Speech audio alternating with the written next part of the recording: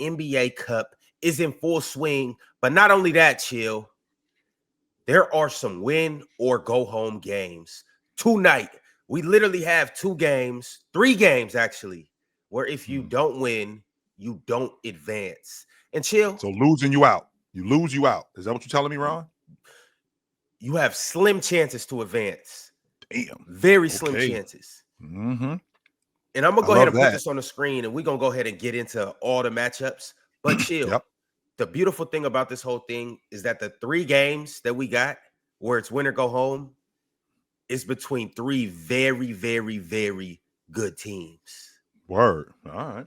So we got action. Yes, sir. We got action. This is action. I had a conversation a couple of days ago where somebody had asked me, why don't they just make the divisions the way that they currently are, like the Central Division, the Pacific Division? Well, why don't they just make that what the divisions are in the Cup? And my rebuttal to that was, we get better matchups when the divisions are mixed up. Like we get the Knicks and Milwaukee, we get the Detroit Pistons and Orlando. Like we get better matchups, and on top of that, we get previews for what the playoffs could be. Like we get to see Atlanta. We get to see Atlanta and Detroit.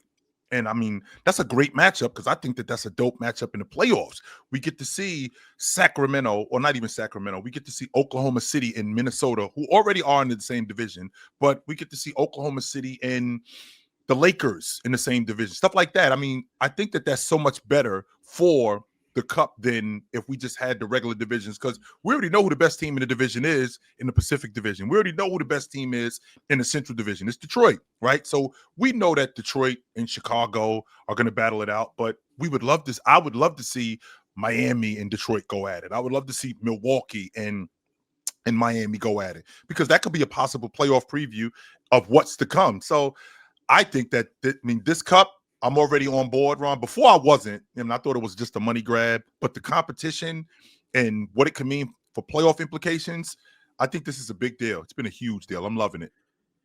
Yeah, and Chill, some people might not understand exactly how the groups are formatted. The groups are formatted based on your win and loss record from last season. So like all the groups are evenly distributed. So you'll take the top 5 teams with the best records, and they will all, in each conference. So you'll take the top 3 teams in each conference, and they'll basically be Group A, Group B, Group C.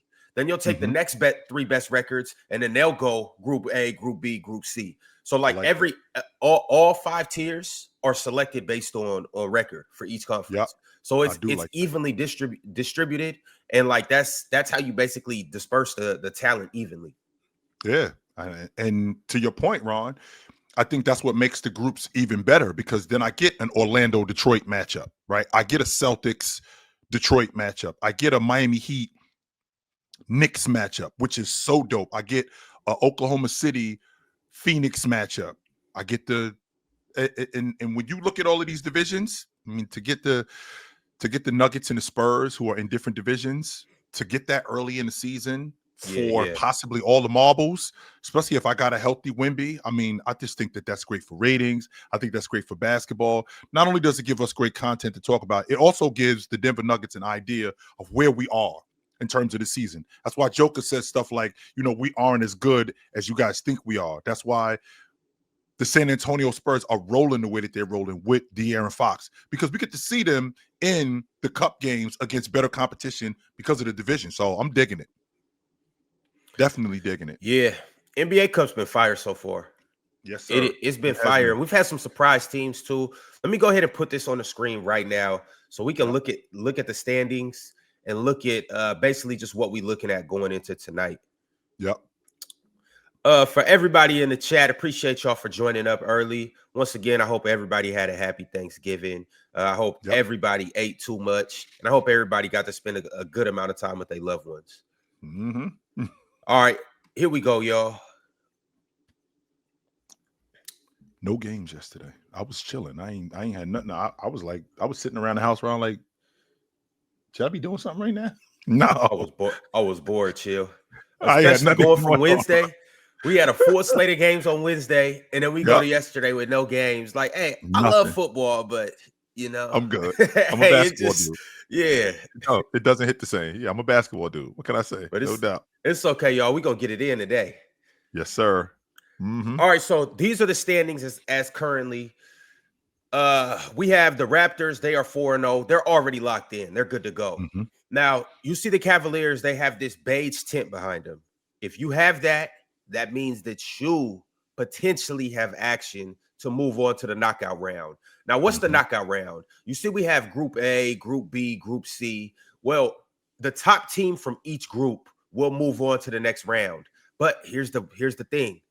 In each conference, so in the East and in the West, there will be one team that will move on outside of the team that wins each group. So as you can see right here, right now it's currently slated, if it were to stop right now, it would be the Raptors, the Magic, the Heat. They would win their groups. And then at the top of the wild cards will be the Cavaliers at 2-1. And the reason why they're at the top of the wild card, the fourth seed, because you see that they're 2-1, the Knicks are 2-1, the Pistons are 2-1, the Bucks are 2-1. But the Cavs, they have the best point differential with a plus 33. See, the Knicks have plus 26, Pistons have plus 24, Bucks are only plus 13. So this is why point differential comes into play so much, but also it simply really boils down to who has the best record or who has the tie-breaking win over the next team. So if the Cavs, if they beat Atlanta, if they end up beating Atlanta and they beat Atlanta, not even by a sizable margin, if they beat Atlanta by a good margin, that means that the Knicks, in order for them to get in, in order for the Knicks to get in, they got to smoke Milwaukee by like 20 in order for them to get in. Yeah, I mean, which is very doable. Which is doable, especially at this the Knicks point. serving them tonight. No Giannis. Yeah, which is very doable. But I'm thinking about. I mean, and the Cavs have not been great, but I really don't like this Atlanta matchup, if I'm being honest with you. But I do think that they can beat them, and if they can beat them like +7, and because I think I'm sorry, I think the Knicks and Cleveland are already like. I think they're behind them by seven points currently. Yeah. Because the Knicks are plus 26 and the Cavs are plus 33. So they're ahead of them by 7 points. So if they beat Atlanta, let's say +7, and the Knicks end up winning by plus 20, I mean, they still are behind them. Still. So, I mean, I think they'd be in business. We'll see, though. But I just think this is a really good tournament, Ron. I do. I don't like the Atlanta matchup. I don't like the fact that with Atlanta coming into this game, considering still no Trae Young, Jalen Johnson has been playing good. Donovan Mitchell, even though he didn't have a great night the last time he played, this is one of those games where I expect him to be much better, and I expect Evan Mobley to be much better. So I think that they should handle Atlanta tonight. Yeah, Atlanta really. And you know how it be when you playing a divisional opponent, Swiper. You know this too, and you can't make the playoffs. But you know what I can do? I can spoil your chances to make the plans to make the playoffs. That's what Atlanta can do. Atlanta can literally knock Cleveland out of this. So Cleveland has to win tonight. Yep. That's it. And so it looks like the Heat are set. The Heat, they're 3-1. Well, they're not set because let me go to their group right quick. And what's going on, Swiper? How you living? Swipe. What up, y'all? So the Heat are not set. Now they're a plus 49. They're 3-1. So they've already played their 4 games. They're 3-1, and they're a plus 49. So they're in a very good position. Being at a plus 49 is a very good position.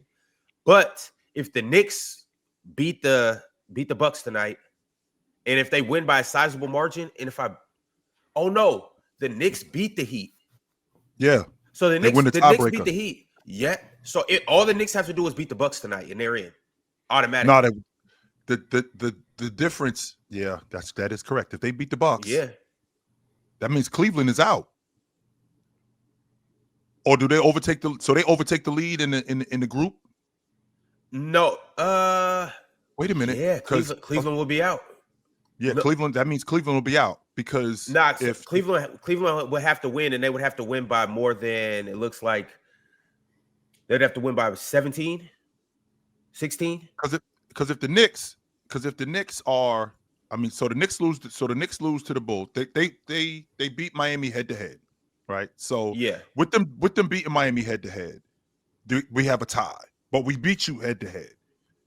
But you lost to the Bulls. We beat the Bulls. We also beat Milwaukee, and if you beat Milwaukee, it would definitely It's be. all about head to head, chill. Then that means that the Knicks go ahead of Miami because they beat them. Yeah, so Miami would means that only they get will go ahead in of them. if their point differential is better than the Cavs. Now this Than is the Cavs. this is saying that the Cavs win, but also we got to come up to this matchup right here in East Group B, the Magic versus the Pistons, because the winner of this game gets in as well. Now the Magic are 3-0 right now, plus 61. Everything looks good for them. But the Pistons are 2-1, and if the Pistons beat them, they get the tiebreaker because this will make both teams 3-1. And the point differential doesn't matter. It doesn't matter that the Pistons are only a plus 24 and the Magic are only a plus 61, or and the Magic are a whopping plus 61. If the Pistons win by 1 point, they get in. They lost to Boston and Orlando. If Orlando wins, they straight, Ron, because we 4-0 in the division. Yeah, if they win, they're good. Yeah, if But Orlando I wins, think even if they lose, though, chill, they'll still get in because they'll be a plus. Unless they lose by like 30, I think they still get in because they're a plus 60 right now. So all they got to do is make sure it's a close game, and they should be able to edge out the Heat, even if the Knicks win tonight. all right. So as long as they don't lose by more than 12, which will put them under the Heat or tied with the Heat, then they should be good. Right. The Magic, at least. So, y'all, saying that to say it is a lot going on tonight. So when in the title, when I put tiebreakers, point differential, last day chaos, it is literally a lot. And I know this is new for a lot of people because the NBA Cup it's only in its third season. We haven't been through a lot of this. People aren't used to the tiebreakers, but this is where we're at with the NBA. I think this is exciting. You get a lot of this with overseas basketball. You get a lot of this with high school tournaments, some college tournaments, but now it's in the NBA. And I think it's a wonderful thing, especially Ron, what about the late November. What about the significance? What about the significance of this Oklahoma City Phoenix matchup tonight? That's going to be huge. Yeah. So let's get out west. Swiper, you want to talk about anything that's going on in the East right now? East standings. So we got two winner go home games right now. So the Cavs have to win tonight against Atlanta, but that's not necessarily a winner go home. You have the Magic and the Pistons, where if you win, you're automatically in. And then you have no. So that's the only one out east. The Magic and the Pistons. If you win, you're automatically in. That Magic Pistons game should be a lot of fun. I'm curious to see what that looks like. I think that's going to be really good. Yeah, this is going to be an interesting Friday, man. Shout out Black Friday. Hope y'all have a great day today. Hope y'all Thanksgiving was good. Did not have cranberry sauce, by the way, yesterday. We did not have any available. We just didn't have any available. I definitely complained about it. I think it's going to be good tonight. I mean, Eastern Conference, the Detroit game is going to be good. I think that Cavs-Hawks game is also going to be good. I still have no idea who's going to make it out of the Eastern Conference this year in the NBA Cup. But both of those games will be a lot of fun tonight. Yeah. Yeah. And so let's go ahead and move out west. This is what we're looking at out west. If you thought the East was crazy, just wait till you see this. So in the West, this is how each group is positioned. And we just going to dive right into West Group A. This is where it's the wildest right now. OKC is 3-0, plus 71 point differential. This was to be expected. They beat the Kings, they beat the Jazz, they beat the Wolves last night, on Wednesday. And so it wasn't really, this isn't a surprise. But then you have the Phoenix Suns, who are, to me, the biggest surprise in the whole NBA Cup. Because not only are they 3-0, not only are they a plus 35, beating the Wolves, beating the Jazz, beating the Kings, but if they win tonight against OKC, they are in the tournament. They move on to the knockout round, and it's in OKC. Mm-hmm. Yeah, it's gonna be hard. It's gonna be an uphill battle. How are we feeling about that one? Damn, yeah, it's gonna be hard to do. And Oklahoma City, Ron, has been so good at overcoming shooting slumps throughout the course of the game because their defense has been so good. They've been so good at being able to weather storms because teams come out like Minnesota. Minnesota came out, and I feel like they were as close as you could possibly get to Oklahoma City, but then they eventually just pulled away from them dudes. And I mean, it was just a great game on Oklahoma City's part. When I think about what Phoenix does, I think Phoenix's interior defense with Mark Williams, I think that's going to help them. I do think that that's going to help them, but they're going to force guys like Dylan Brooks into really tough shots, and I think that they're going to try to make him a scorer, but with making him a scorer, that's going to throw them off balance, and that's going to throw their offense out of whack, and I think that they served them dudes tonight. Hey, Swiper, you see the super chat? I feel bad for Phoenix.